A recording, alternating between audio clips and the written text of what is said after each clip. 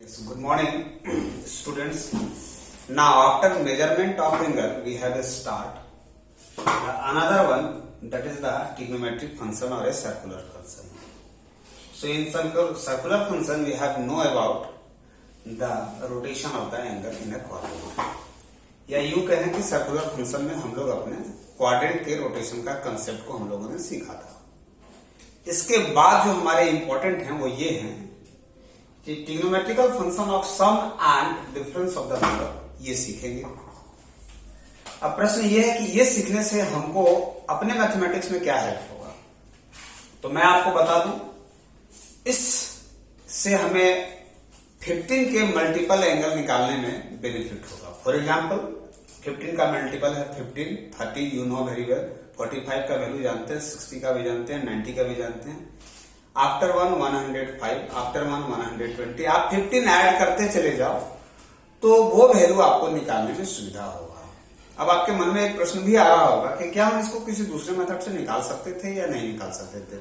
बेशक निकाल सकते थे. 120 को भी आप क्वाड्रेंट में पाई से माइनस करके उसके पॉजिटिव या नेगेटिव वैल्यू ट्रिग्नोमेट्रिक रेशियो के अकॉर्डिंग क्वाड्रेंट में जाते तो आपको मिल जाता.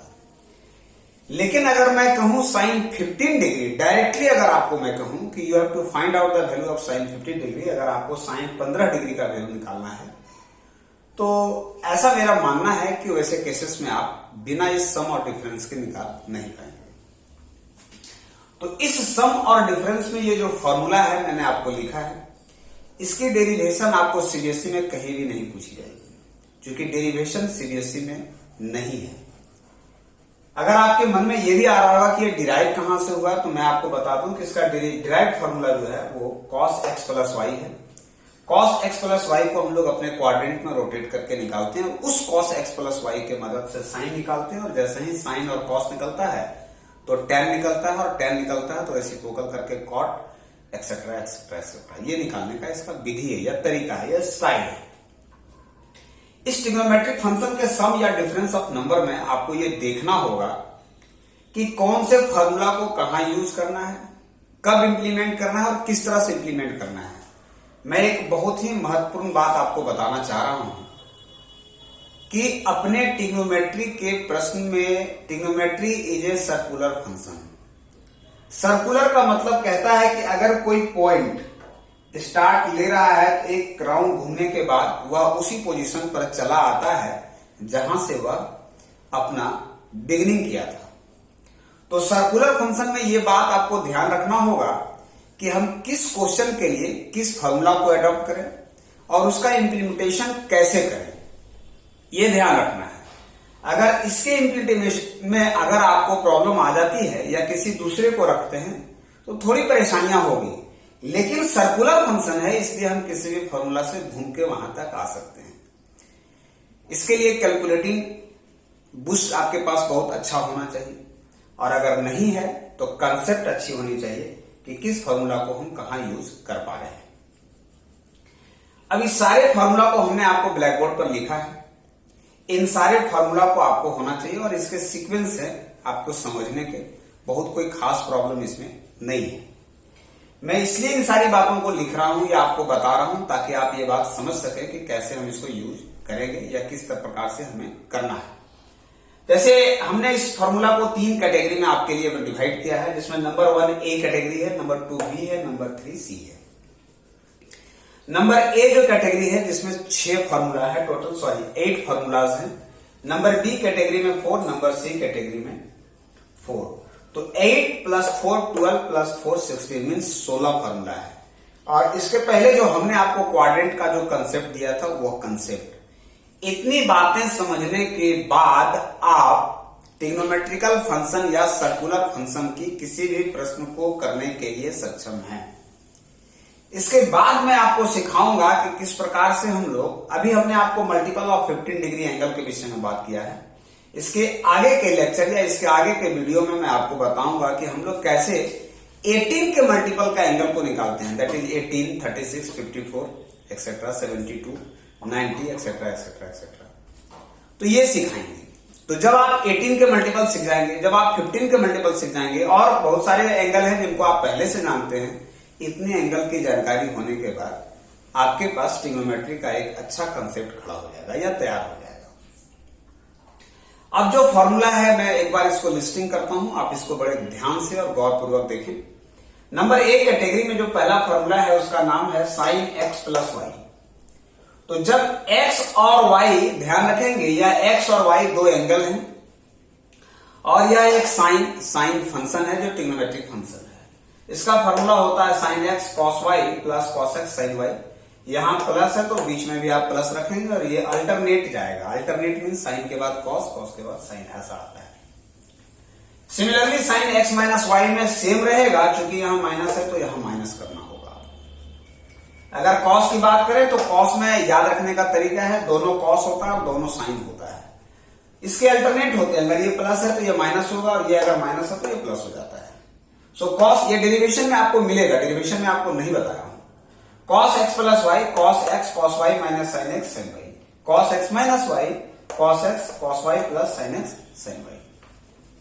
Now tan x plus y, तो ध्यान रखिएगा अगर प्लस है ऊपर में तो ऊपर में प्लस, नीचे में minus. 10x plus y 1 minus 10x minus y, इसके रेसिप्रोकल उल्टा हो जाएंगे माइनस में। माइनस है तो ऊपर माइनस, नीचे plus, the function become the same, सारे फंक्शन सेम रहेंगे।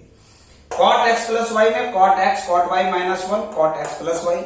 और अगर यहाँ माइनस है तो ऊपर वाले में आपका माइनस था यहाँ, लेकिन ये रिवर्स रिएक्शन रहेगा क्योंकि नेगेटिव हो जाता है इसीलिए। नाउ कैटेगरी बी है आपका। कैटेगरी बी में है sine C plus sine D, जिसकी फॉर्मूला होता है sine C plus D cos C minus D. ये ध्यान रखिएगा, ये सारे में angle C plus D by 2 first round के होंगे, सेकेंड राउंड में सी माइनस डी बाई 2 हो। अगर दोनों साइन फंक्शन है तो एक साइन एक कॉस होगा, दोनों साइन नेगेटिव के साथ है पहले कॉस हो जाएगा बाद में साइन होगा, दोनों कॉस है तो दोनों कॉस होगा, और अगर दोनों कॉस है तो दोनों साइन होगा और एक नेगेटिव के साथ होगा। That is cos c minus cos d equal to minus 2 sin c plus d by 2 sin c minus d by 2. Now category C में है 2 sin x plus cos y, तो sin x plus y plus sin x minus y, ये इस formula का reciprocal part है। अब अगर आप समझ लें इस प्रकार से कि अगर आप इसको c मान लें और इसको d मान लें, और अगर sin c plus sin d formula में आप इसको एक्सपेंड करें अकॉर्डिंग टू दिस, तो आप यहां चले आइएगा। तो मैं आपको इसमें कोई नई बात आपको नहीं बताया हूं, वही बात है, एक अनदर मेथड से लिखने का ये टेक्निक है। सो 2 cos sin y sin x plus y minus sin x minus y, 2 cos y cos x plus y plus cos x minus y, 2 sin x sin y so cos x minus y minus cos x plus y। यहां reciprocal हो जाता है, इसलिए reciprocal होता है कि यहां पर आप देखें एक नेगेटिव साइन है, इस नेगेटिव साइन के कारण ये रेसिप्रोकल हो जाता है। तो मैं आपको भली भांति कह सकता हूं कि ये दोनों फॉर्मूला मिला जुला के सेम है, सिर्फ एंगल को हमने एक बार एलएचएस के माध्यम से लिया और अगर आप आरएचएस को तोड़ेंगे तो एलएचएस तक चले आएंगे। देखिए यहां दोनों के दोनों मल्टीपल हैं, यहां भी दोनों के दोनों मल्टीपल हैं। अगर पहला फंक्शन साइन है तो पहला फंक्शन साइन, दूसरा फंक्शन कॉस है तो दूसरा फंक्शन कॉस है। इस बात को आपको ध्यान रखना है। नाउ इस फॉर्मूला को मैं इरेज करता हूं और आपको मैं ये बताने का प्रयास करता हूं 15 डिग्री के एंगल को हम लोग कैसे फाइंड करेंगे। Now for example find the value of sine 15 degree. Let us suppose find the angle of sine 15 degree. तो साइन 15 डिग्री को कैसे निकालेंगे? देखिए 15 डिग्री या कोई भी 15 के एंगल का मल्टीपल अगर आप निकाल रहे हैं तो वैसे केसेस में इसको इस प्रकार से एक्सपेंड करें प्लस या माइनस में कि आपको इजी वे में ट्रीट हो। जैसे मैं इसको इस तरह से हैंडल कर रहा हूं कि 45 माइनस 30 कर रहा हूं, इसलिए 45 माइनस 30 कर रहा हूं कि 45 और 30 का नॉन वैल्यू हम जानते हैं। ध्यान रखिएगा कि जो भी आप इसके प्लस या माइनस एंगल को करते हैं उसमें आपको नॉन वैल्यूज को ही लेना है, अननोन वैल्यूज को ना लें। अगर आप अननोन वैल्यूज को लेते हैं तो समझ लीजिए यह आपके लिए परेशानी है।